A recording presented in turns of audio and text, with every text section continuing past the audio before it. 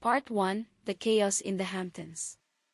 Evelyn Thorne, or Evie to the few who still saw the girl beneath the meticulously structured curator, stood before the arched window of the bridal suite. The Hamptons estate, vast and unapologetically opulent, shimmered under the late afternoon sun. Below, New York society's elite, investment bankers, museum trustees, and generational wealth mingled on manicured lawns, all awaiting the moment she would exchange vows with Alistair Finch. Evie, 32, was organized, logical, and deeply weary of instability. Her current life was a carefully constructed fortress against the chaos of her past. Alistair was the embodiment of that fortress, predictable, financially robust, and utterly risk-averse. He was a solid wall, and after years spent navigating the labyrinthine politics of the New York Historical Museum, she needed that solidity. Their future was mapped out, a pre-war apartment on the Upper East Side, predictable European vacations, and a stable, if slightly passionless, marriage. The only deviation from their perfectly calibrated plan was the baby.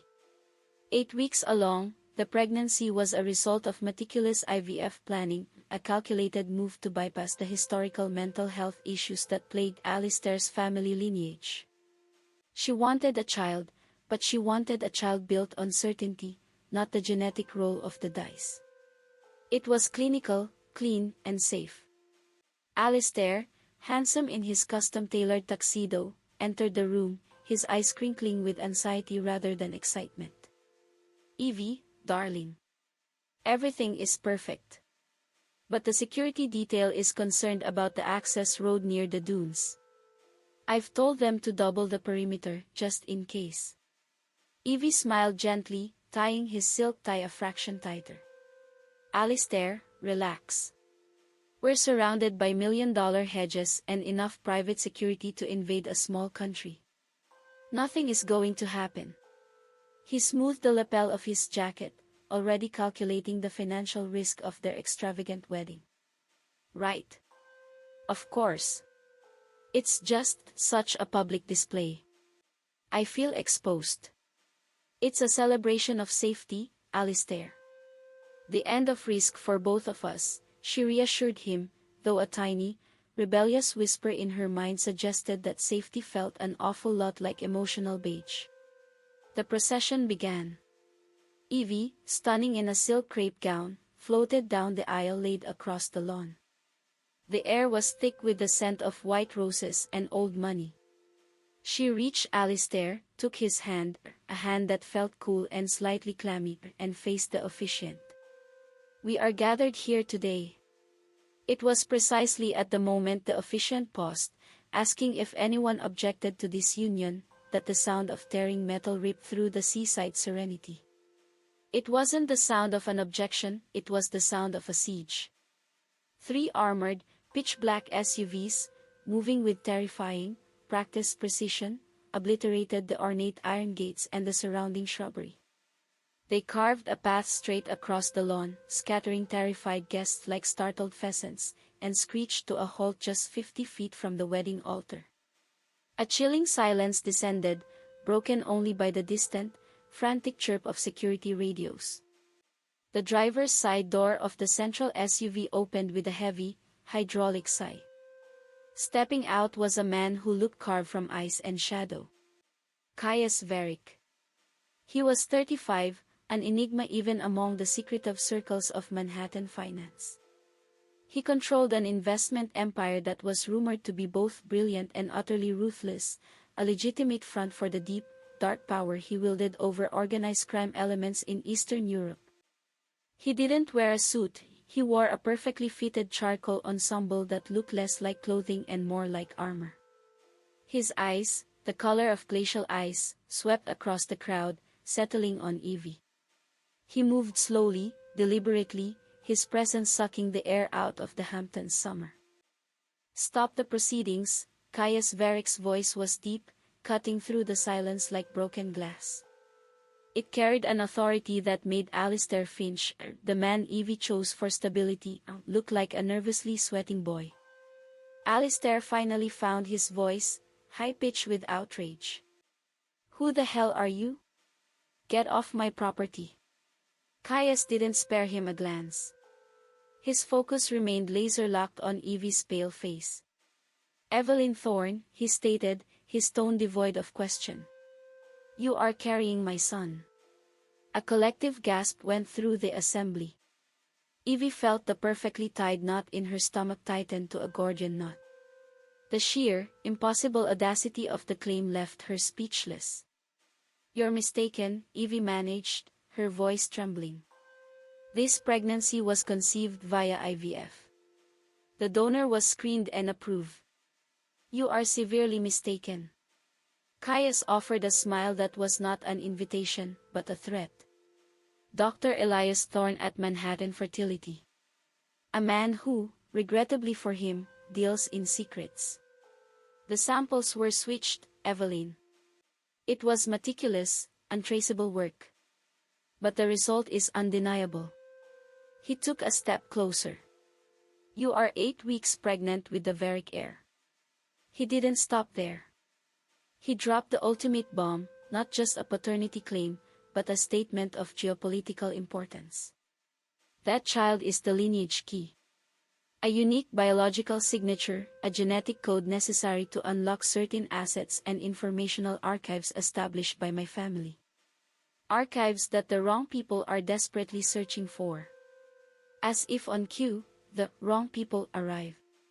The initial shock gave way to true, blinding terror as 2 more black vans, less armored and clearly filled with armed men, burst onto the scene from the beach access road. These men wore tactical gear and balaclavas, moving with the brutal efficiency of trained soldiers. They were not Caius's men. This was Viktor Volkov's operation. The notorious leader of a transnational crime syndicate. Caius had warned of a threat, now, the threat was flesh and blood, storming a wedding. They are here for you, and for the child, Caius said, his voice dropping to a gravelly urgency. They will take the key, or they will eliminate it. The first gunshot cracked the air, shattering a crystal vase near the string quartet. Panic erupted. Guests, who had only seconds ago been sipping champagne, screamed and scattered, tripping over linen tablecloths. Caius moved with terrifying speed. He wasn't a financier anymore, he was a predator. He grabbed Evie's arm, a grip like steel, and yanked her off the altar, tearing a delicate strip of lace from her sleeve. Alistair! Evie cried out, looking back at her fiancé. Alistair Finch, the stable, risk-averse man she had chosen, was frozen. He stood amidst the carnage, his eyes wide with a combination of fear and the calculation of damage. He was immobilized, useless. The realization hit Evie with the force of a physical blow. The wall she built was paper-thin. Caius didn't wait. He shielded her with his body, already barking orders into a discreet earpiece in a language Evie didn't understand, Russian, perhaps, or something darker. He dragged her past fleeing guests and overturned chairs, a whirlwind of violence and controlled chaos. Volkov's men were focused. They weren't spraying bullets, they were attempting to isolate their target. One masked man charged them, aiming a heavy, suppressed weapon not at Caius, but squarely at Evie's midsection.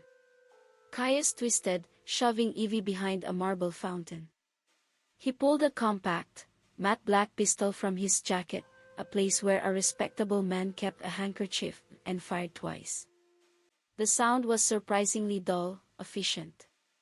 The masked man dropped, clutching his shoulder. Stay behind me, Caius commanded, his breath warm and furious against her ear. He didn't lead her back toward the house. Instead, he led her to the cliffs overlooking the water, pushing through a thicket of overgrown foliage that Alistair's security had clearly neglected. Evie's mind struggled to catch up. A wedding dress, a bloodbath, a ruthless man claiming her unborn child, and a global crime syndicate descending on the Hamptons. Her structured world had been atomized in seconds. They burst out onto a small, secluded landing platform carved into the hillside. A sleek, black helicopter was already there, its rotor blades slicing the air into an audible thrumming threat. The pilot, wearing a helmet and sunglasses despite the fading light, gave a curt nod. Caius shoved Evie up into the helicopter's cabin. She stumbled, tears of shock and pure adrenaline finally blurring her vision. She looked out the window. Alistair was still standing near the wreckage of the ceremony, a statue of petrified inadequacy.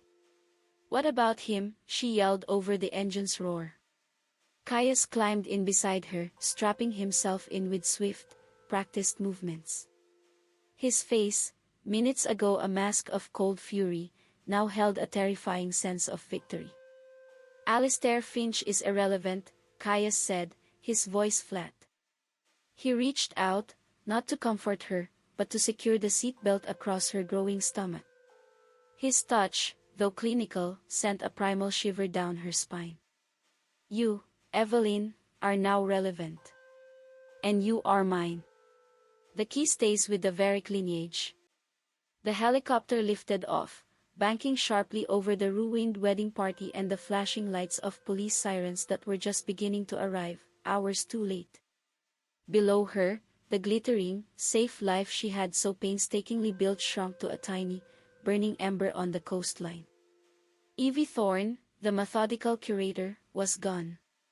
Evelyn, the unwitting vessel of a genetic key and the prisoner of a dangerous tycoon, was born. Her 9-month journey into the heart of darkness had just begun. Part 2, Captivity and the Lineage Key. The fortress Evie found herself trapped within was not a medieval stone structure, but something far more isolating, a triplex penthouse crowning one of central Manhattan's most exclusive towers. It was silent, sterile, and breathtakingly opulent, yet every inch felt guarded. Floor-to-ceiling windows offered a 360-degree panorama of the city, a view that only mocked her imprisonment. She could see her old life, the museum where she worked, the grid of streets she navigated daily, but it was unreachable, separated by miles of glass and a formidable security apparatus. For the first few days, Evie was a raging storm contained within a glass cage. She tried everything, screaming at the guard station outside her private quarters, attempting to contact the front desk, even testing the window latches. The guards, implacable men built like granite, were polite but unwavering. Caius Varrick had assigned her a retinue of highly trained personnel, ensuring she wanted for nothing except freedom. She was a guest in a gilded prison. When Caius finally materialized on the 4th day, he did so without fanfare, simply appearing in the living area where Evie was pacing, wearing a simple black t-shirt and tailored trousers. The casual attire did nothing to soften his ruthless edge. "You've stopped screaming," he observed, pouring himself a glass of water from a dispenser. Evie stopped pacing, her arms crossed tightly over the flat expanse of her stomach, fiercely protecting the secret she held. "Screaming won't work. Violence is your language, Varrick. But don't mistake my silence for submission." "I wouldn't dream of it, Evelyn," he countered, meeting her furious gaze. "Submission is weak. Survival is powerful. And right now, you and my son are surviving only because I deem it so." She lunged at him, a desperate, foolish act. "Your son? You manipulated the most personal decision of my life. You're a monster. I chose IVF to protect my child from genetic instability, and you turned it into a weapon of war." Caius caught her wrist mid-swing with almost contemptuous ease. His grip was firm, not painful, but utterly immovable. "Careful, Evelyn. Anger is a luxury you can't afford." He released her just as quickly. "Sit. We need to talk about why you are here, and why Volkov wants you dead." Evie sank onto the white leather sofa, suddenly exhausted, the adrenaline of the last 4 days finally draining away. Caius began to unravel the horrific truth. "My family established a financial system 2 generations ago. It operates outside the legitimate world, a private, black box archive of assets, influence, and coded data. It's what Volkov wants, absolute, untraceable power over a global shadow economy.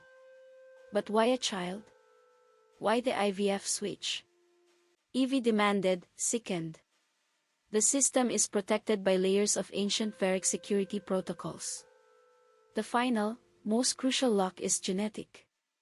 It can only be opened by a member of the direct male line, born after a specific set of circumstances, a ritual, if you will, involving a certain type of isolation and timing. That child carries the lineage key, a specific, unique sequence triggered during conception that makes him the only person capable of accessing the inner core. Evie recoiled, the realization crashing over her. She wasn't just a victim, she was a means to an end. You're saying you deliberately set out to conceive this child under these conditions? I have always needed an heir to maintain control, Caius admitted, his voice cold and flat. But my life is a perpetual target. Conventional relationships and family are liabilities. Volkov has tried to infiltrate my legitimate businesses for years. I needed a sterile, controlled environment for the conception, one that Volkov would never suspect until it was too late.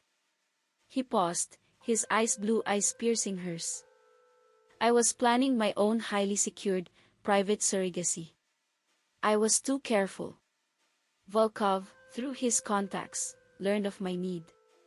He corrupted Dr. Elias Thorne, the director of Manhattan Fertility, no relation to you, simply a hired pawn, who realized a terrifying opportunity. Volkov didn't steal my sample, he substituted his own preferred Varrick sample into your IVF cycle, leveraging your stable background and Alistair's desire for a predictable future to ensure the key would be conceived and safe, far from my direct gaze. Evie stumbled to her feet, hands pressed to her mouth, stifling a wave of nausea that was part morning sickness, part pure revulsion. You mean, you didn't switch the sperm? Volkov did? The initial manipulation was Volkov's doing, designed to create the key in an unwitting, protected environment, yours.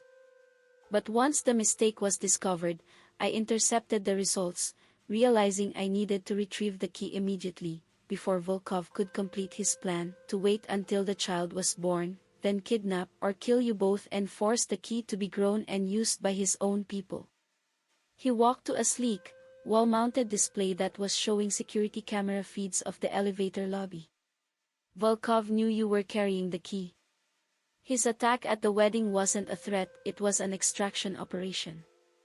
If I hadn't intervened, you would be dead, and my son would be a prisoner in a Siberian compound. Evie stared at him, the fear crystallizing into something colder and harder, resolve. Caius Varrick was a terrible man, but Volkov was a nightmare. She was not a wife, not a partner, but a living laboratory and the mother of an international prize. The horror gave way to a fierce, protective instinct. She had chosen certainty for this baby, now, she would fight a war for its life. The child is 8 weeks old, Evie stated, her voice steady now, the curator's logic returning even in this insanity. And growing. You can't put him back. You can't stop him. Correct. He grows. And you, Evelyn, are vital. Not just for carrying him, but for your ability to survive this confinement and protect him from the stress that could jeopardize the pregnancy. And Alistair, she asked, the question feeling hollow and distant. The police are investigating the Hamptons incident as a targeted attack by a known criminal entity, now linking it to one of Volkov's known rivals, me, of course. Alistair is safe, if traumatized. Volkov has no interest in him, unless he can use him as leverage against you. Evie swallowed the bitter taste of betrayal and the even bitterer taste of her own foolishness. She had chosen safety, and it had almost cost her everything. You keep me here for the duration of the pregnancy. 9 months, Evie said, summarizing the terms of her captivity. Then what? Caius looked out over the cityscape, a muscle twitching in his jaw. Then we ensure the key, my son, is delivered safely and the threat of Volkov is eliminated. You are protected, provided you comply. Resist, and you risk not only yourself but the child, the lineage key. I won't resist you, Caius, Evie said, the lie tasting like ashes. But you misunderstand my motivation. I don't care about your assets or your lineage. I am cooperating because you are the strongest shield between Viktor Volkov and my son. I will protect my child, and if that means living under your protection, I will endure it. I am not your tool, I am his mother. Caius looked back at her, a flicker of something unreadable, perhaps respect, perhaps calculation, crossing his face. Good. We understand each other, then. You will have everything you need. A full medical team, a nutritionist, private access to the terrace. But you will not leave this apartment. Not until the key is secured. The confrontation ended, leaving Evie alone in the sterile expanse of the penthouse. She walked to the window, the glow of Central Park lights making the glass surface reflective. She gently placed a hand on her stomach. Caius Varrick. The child already had a name in the archives. He was not a dream of stability, he was the center of a storm. Evie, the methodical curator who specialized in deciphering ancient symbols and historical codes, was now faced with the most complex code of her life, the lineage key, wrapped in her own DNA. Her initial panic subsided, replaced by the cool, analytical logic that defined her career. If she was trapped, she would learn her jailer's fortress. If the child was a key, she would learn to secure the lock herself.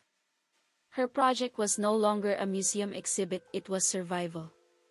And to survive Caius Varrick's world, she would have to become as strategic and ruthless as he was.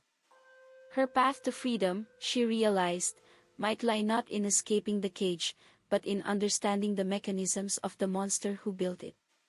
Part 3: Reluctant Alliance and Personal Threat.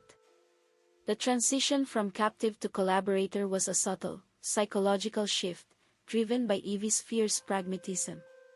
By the time her pregnancy reached the 3rd month, the sterile silence of the penthouse had been replaced by a low, humming tension, the controlled environment of a strategic command center. Evie and Caius, confined within the same few thousand square feet, existed in a state of armed truce. Evie spent her days poring over the encrypted digital files Caius had recovered from Dr. Elias Thorne's office before the clinic was mysteriously wiped clean. These files contained the compromised IVF schedule, lists of personnel, and heavily encoded communications, a detailed blueprint of Volkov's network in Manhattan. Caius had his own analysts working on the military-grade encryption, but they were struggling with the historical cipher elements embedded in the data. It's a substitution cipher, Varrick, but layered with a variant of the Alberti cipher wheel, Evie explained one frigid November afternoon, tapping a stylus on the holographic projection flickering on Caius's enormous mahogany desk. Her background in curating ancient maps and historical documents gave her an edge his quantitative analysts lacked. The key rotates based on semantic triggers, linking back to names and places established by your grandfather's archives. Your team is looking for financial codes, I'm looking for folklore. Caius watched her, a rare intensity in his glacial eyes. He had initially viewed her as a vulnerability, an emotional variable to be managed. Now, he saw her as an asset.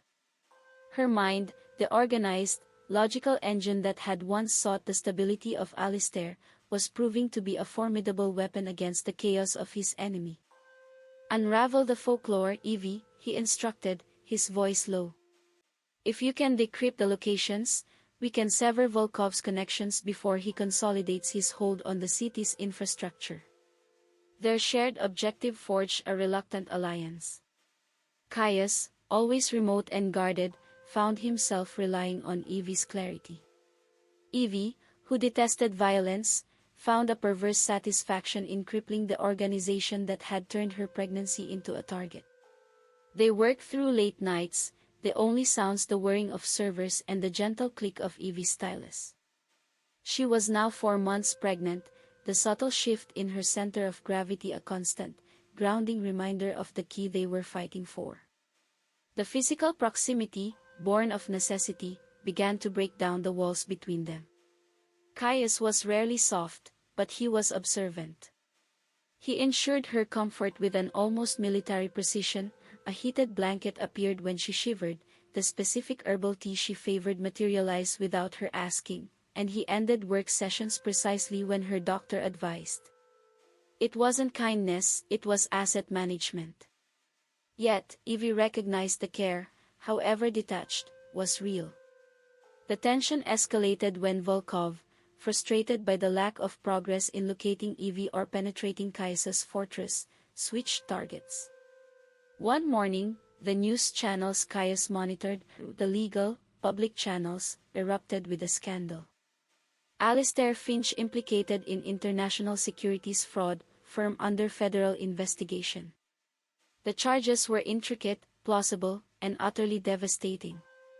Volkov hadn't attacked Alistair physically, he had targeted the man's entire identity, his reputation, his career, his safety. He used Evie's personal data, dates, financial records, and even intimate details exchanged during their relationship, to weave a complex web of lies that implicated Alistair in the very type of black box transactions Caius Varrick was known for. Evie stared at the screen, her heart twisting with guilt and horror. "He did this because of me," she whispered, the curator's composure finally cracking. "He used my absence to ruin his life." Caius was emotionless, reviewing the detailed reports. "Volkov knows you have a conscience, Evie. He is creating leverage. He wants you to surrender to save Finch." "I can't just let him destroy Alistair," Evie insisted, walking toward the secure door, her need to act overwhelming the reality of her imprisonment. Caius grabbed her arm, spinning her around with more force than usual. "You are carrying the Lineage Key. You do not leave. If you walk out there, you are delivering my son to Volkov's butchers, and you are achieving nothing for Finch. He is already a casualty of this war, Evelyn." Evie broke free, tears streaming down her face. "He was my life. He was my choice of a safe, good future. And you monster, have destroyed him simply by existing in my orbit." The raw emotion in the sterile penthouse was palpable. Caius, for the first time, did not retreat behind his usual icy veneer. He looked at Evie, 5 months pregnant now, her face pale with distress, and saw not just the key's incubator, but the woman whose entire world he had demolished. A moment later, disaster struck. The building's power blinked, an unsettling, brief flicker that Caius immediately recognized as a security breach. "Hardline access compromised," Caius hissed into his earpiece, his posture shifting into combat readiness. "Perimeter breach on the 55th floor, not the usual access. They're coming from the roof, or through the service ducts." Volkov's men, knowing Caius would never risk a direct battle in the lobby, had found an unconventional entry point.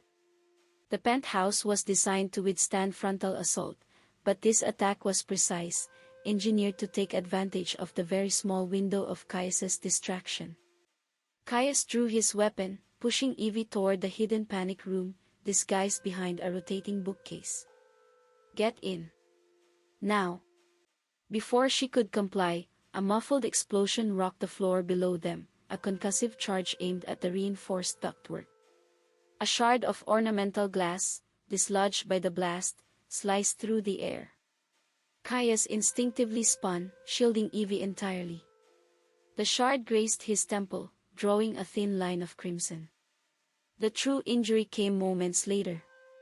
As Caius positioned himself near the entrance to cover her retreat, 2 of Volkov's gunmen burst from the service stairs, weapons firing. Caius returned fire, dropping one, but the second managed a burst before Caius neutralized him. A searing pain ripped through Caius's shoulder. He staggered, leaning heavily against the bookcase, adrenaline the only thing keeping him vertical. "Now, Evelyn." Evie didn't hesitate. The logic of self-preservation, now fused with protection for her child, took over. She shoved him into the panic room, locked the door, and then, ignoring his groans of pain, tore strips from her silk sleeve and began to press them tightly against the gushing wound in his shoulder. For the next 2 hours, sealed within the soundproof, air-filtered darkness, Evie worked. She was a curator, not a nurse, but her meticulous nature allowed her to follow the instructions of Caius's medic, who was guiding them via the panic room's secure satellite line. Caius, usually so untouchable, was pale, his teeth gritted against the pain. He was vulnerable, and in that vulnerability, Evie saw not a monster, but a man, a father, willing to take a bullet for the child he claimed.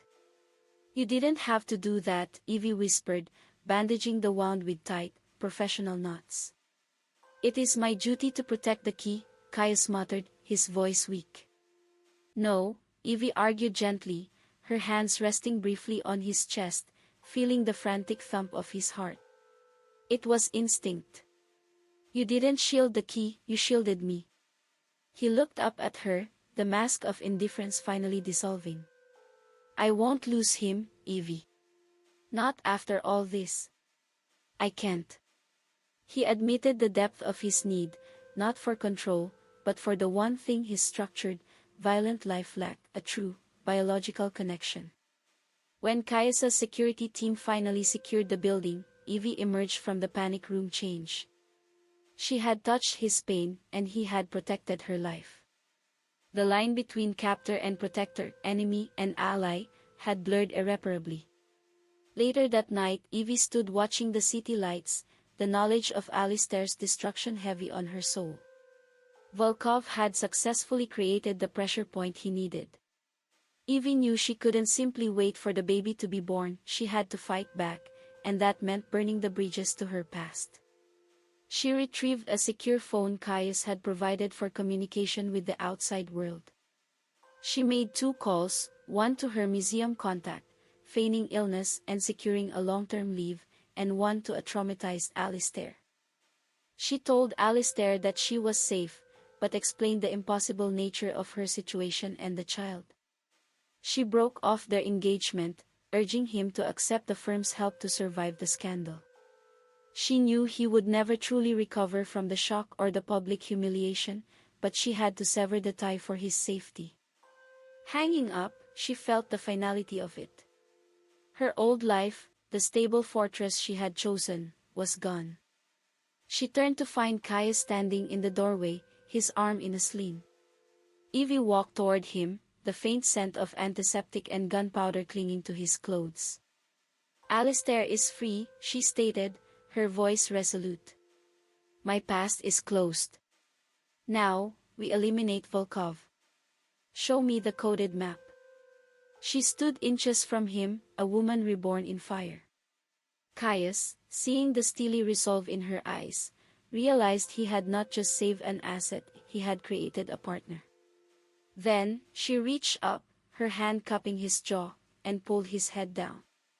Their first kiss was not soft or romantic, it was a desperate confirmation of their shared existence in the brutal space between survival and annihilation, a seal on a pact written in adrenaline and danger. The curator and the tycoon, united by a genetic key and the violence that defined their new reality. Part 4, The Serpent's Trap and the Sacrifice. Evie was 7 months pregnant when she laid out the final phase of their strategy. The physical changes of her body were mirrored by a profound change in her demeanor. She moved with a centered, fierce calm, a curator who knew every piece in her collection, including the invaluable lineage key she carried. The bond with Caius was no longer based on grudging necessity, but on the shared, bloody truth of their existence. The encrypted files, painstakingly decoded by Evie, had revealed a disturbing operational pattern. Volkov's people always struck where their targets felt most secure and where collateral damage would create the greatest political fallout. They needed a stage, grand, public, and familiar to Evie.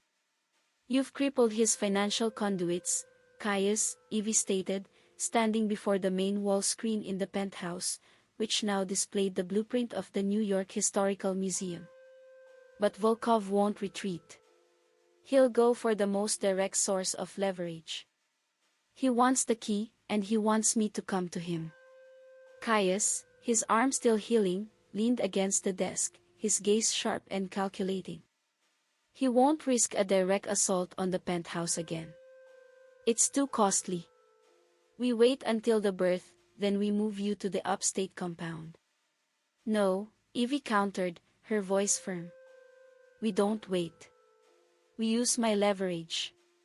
My grand exhibition, Echoes of Old Manhattan, Codes and Ciphers in Early American History, is opening next week. It is the biggest event of my career.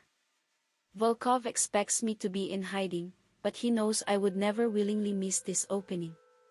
It's a point of pride, a weakness he can exploit.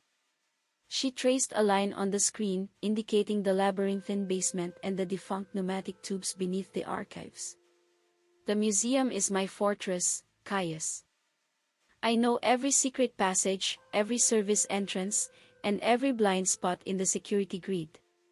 We use the opening night gala as the stage.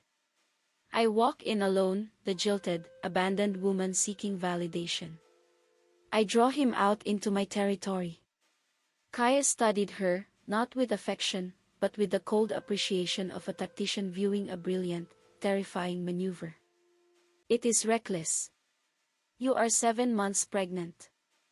Volkov won't negotiate, he will seize. He won't harm the key, Evie insisted, placing a hand on her belly. Volkov needs Silas alive to access the archives. That is our shield. Evie's plan was audacious. It required her to offer herself as bait, trusting that Volkov's absolute need for the genetic key would override his desire for instant violence. Caius finally agreed, recognizing the strategic brilliance of fighting on Evie's home ground, a location he could flood with his own hidden resources without drawing the attention of law enforcement. The night of the gala arrived.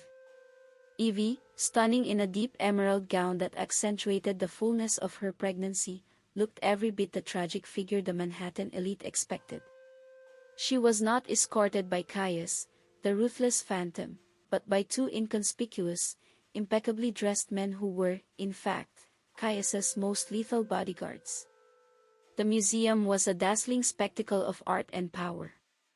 Evie played her role flawlessly, accepting condolences for her scandalous disappearance and Alistair's fall from grace, all while mapping out the movements of known Volkov operatives she and Caius had identified.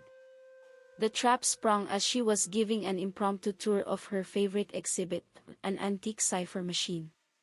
A familiar voice, oily and heavy with a Russian accent, cut through the polite murmurs of the crowd. A dazzling collection, Curator Thorne. A pity your personal life hasn't been as well preserved. Viktor Volkov stepped out of the shadow of a colossal marble bust, impeccably dressed but with eyes that held the hard glint of a hunter. Caius's guards immediately moved to flank Evie, but Volkov was prepared. His men, discreetly embedded among the catering staff and security, moved with blinding speed, their movements precise and non-violent, aimed only at isolating Evie. I only want the mother, Varrick's people, Volkov announced to the room, instantly plunging the elite crowd into chaos. And the key she carries. No one else needs to be harmed. Volkov's true leverage, however, was already in play. A man was shoved forward, pale and terrified, secured by two of Volkov's imposing lieutenants, Alistair Finch. He was thin, his eyes haunted, clearly broken by the financial scandal and recent weeks of terror. Evelyn, Alistair pleaded, his voice cracking. He said he would stop this. Please, just listen to him. Volkov smiled, a cruel, predatory gesture. Surrender yourself, Evelyn. Walk away from those two gorillas, and I will release your poor, ruined fiancé. You give me the key, and I will give him back his life, however shattered it may be. Evie looked at Alistair, the man who represented safety, now reduced to a whimpering bargaining chip. She felt a profound wave of pity, but no trace of regret. Her commitment was to the child, and to the man who had fought for them both. "You're wrong, Viktor," Evie said, her voice steady, echoing in the suddenly silent hall. "Alistair Finch made his choice for safety. I made mine for survival. I will not surrender the key." She took a decisive step, moving not towards Volkov, but towards a dark, unnoticed service door leading to the museum's sub-basement. "You want the key, Volkov? You'll have to follow me into the archives." Evie, using her extensive knowledge of the museum's hidden infrastructure, plunged into the darkness of the lower levels. Volkov, knowing the key was too valuable to risk losing in a public shootout, ordered his men to pursue, taking the compliant Alistair with them. Evie led them on a calculated chase through damp, narrow corridors filled with crates of undisplayed historical artifacts. She activated silent alarms and remote locks she and Caius had prepared. Her knowledge of the building's quirks was their greatest weapon. She stopped in the lowest level, a vast, concrete chamber meant to house a new Egyptian exhibit, currently empty except for a few monumental marble pedestals. Volkov and his lead men cornered her there. "Clever, Evelyn," Volkov sneered, holding Alistair as a human shield. "But the game is over." "The game is just starting," Evie retorted. She was standing exactly where she needed to be, directly above a concealed utility access hatch. Volkov pushed Alistair toward her. As Alistair stumbled, Volkov made his move, lunging for Evie. Evie, with a burst of maternal strength, sidestepped his grab and used her elbow to strike Volkov's chest. The action sent her off balance. She lost her footing on the slick concrete and tumbled backward, crashing against the base of an unfinished marble staircase. A sharp, searing pain shot through her lower back, a terrifying premonition of danger for the child. Before Volkov could reach her, the utility hatch behind him burst open. Caius Varrick, his shoulder bandaged but his face a mask of primal, cold rage, emerged from the sub-level tunnel, flanked by his elite guards. He hadn't trusted Evie to go alone and had prepared his own entry point. "You touch her, Volkov, and you die slow," Caius's voice was a promise of devastation. The ensuing firefight was a blur of chaos amongst the marble dust and steel girders. Caius and his men fought with brutal, focused efficiency. Volkov, seeing his leverage shattered and Evie injured, tried to flee. In the final confrontation, Volkov made one last desperate attempt, seizing a stray piece of rebar and lunging at Evie, aiming not to kill, but to injure the child. Caius intercepted the blow, slamming Volkov against a column. Caius did not kill him instantly. Instead, in a controlled, terrifying act of retribution, he neutralized Volkov's movement before securing him. The primary threat was eliminated, captured alive but broken. Alistair, completely useless in the exchange, was pulled to safety by Caius's men, a shell-shocked witness to the war he was never equipped to fight. Evie, gripping her back, looked up at Caius, who knelt beside her, his face taut with fear, not for himself, but for her and the key. They had survived, but the price of the trap had been paid in pain and danger. The war was won, but the sacrifice of stability, and the trauma to her body, was profound. Part 5: Legacy and Rebirth.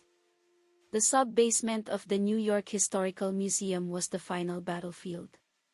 With Viktor Volkov neutralized, captured and awaiting the inevitable, quiet judgment of the Varrick network, the immediate threat evaporated. Evie, though shaken by the fall, was medically cleared. The protective layers of her pregnancy had absorbed the impact. The Lineage Key was safe. The first essential piece of unfinished business was Alistair. Evie visited him in the heavily guarded, discreet medical facility where Caius had insisted he be held for debriefing and psychiatric observation. He was utterly broken, his fear of risk validated in the most brutal way imaginable. His career was a ruin, his reputation incinerated by Volkov's fabricated scandal. It's over, Alistair, Evie said softly, sitting beside his bed. Alistair stared blankly at the ceiling. It's not over. It will never be over. That world. Caius Varrick is chaos, Evie. You can't survive it. I'm not trying to survive it, Alistair. I'm living in it, she corrected gently. The safety you offered was an illusion. When the chaos came, it paralyzed you. Caius, for all his darkness, is protection. He is the only place the key, my son, can ever be safe. Evie gave him the means to escape the immediate fallout, a financial package and a new, anonymous identity in a distant corner of the country, arranged by Caius. She released him from their engagement and the psychological terror he'd endured. Alistair accepted, a man relieved of a burden too heavy to carry. He wished her peace, recognizing, with profound sadness, that the terrifying world of Caius was now Evie's only viable existence. Caius Varrick, having successfully secured his heir and dismantled Volkov's most crucial American operations, began a slow, deliberate metamorphosis of his empire. The Lineage Key was secured, but the process of obtaining it had transformed its purpose. Caius realized that the system his father built was a cage, and he no longer wanted his son, Silas, to be defined by a code or an archive. He wanted him to be defined by a future. He initiated a long, painful shift, liquidating the most illicit of his assets and channeling his vast resources into legitimate, high-profile ventures, slowly scrubbing the shadows from the Varrick name. Evie was instrumental, using her keen analytical mind to structure the transition and legitimize the archives. 2 weeks after the museum confrontation, relocated to a secluded, fortified estate in upstate New York, Evie went into labor. Caius, who faced down global criminal organizations without blinking, was a study in controlled panic. He remained by her side, holding her hand, his strength a steady anchor as Evie brought their son into the world. Silas Varrick was born, healthy, robust, and the living embodiment of the Lineage Key. The ultimate ceremony took place a year later. Caius Varrick had arranged a simple, deeply private wedding in a hidden courtyard garden on the estate. He had brought Evie back to the place where she had first been taken captive, transforming it from a prison into their home. He presented her with a ring, not the garish diamond of the social elite, but a unique black diamond, perfectly cut. It represents the light found in the deepest shadow, Caius murmured, his blue eyes holding a warmth Evie had once thought impossible. This is not a marriage of necessity, Evie. It is a vow of allegiance. I swore to protect the key. Now, I swear to protect the woman who gave me a reason to stop living in the dark. Evie, now a mother and a partner, accepted the ring. She had not lost her identity. She had returned to Manhattan, balancing part-time consulting work at the museum with motherhood, ensuring the analytical, organized part